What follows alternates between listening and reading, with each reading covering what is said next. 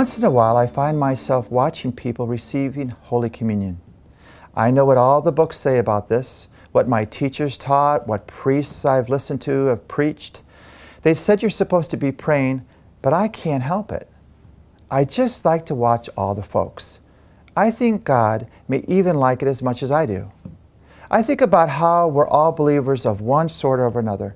George, for example, who comes alone without his family, and Melissa, who sometimes flirts with the boys more than she should, whose parents hardly even seem to smile. And Mr. P, who always casts his eyes downward as he has his hands folded upward in prayer.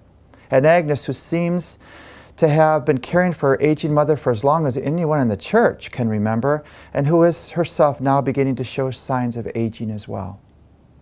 And the lanky high schooler who must play basketball, and Arthur, whose wife just died, and a couple hundred other believers as well. They're all here every Sunday, and they're all part of the body of Christ. It's also why I'm a believer. Their faith encourages mine, and most of the time, I need that encouragement. Thomas of this week's gospel couldn't be a believer on his own. Having missed the Sunday gathering, he just couldn't say yes on his own. But 1 week later, when he was with all the others, that made all the difference in the world.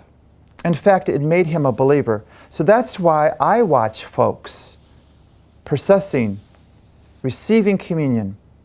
They help me as a believer. A lot of folks would say that you can be a believer on your own, but I don't always agree with that.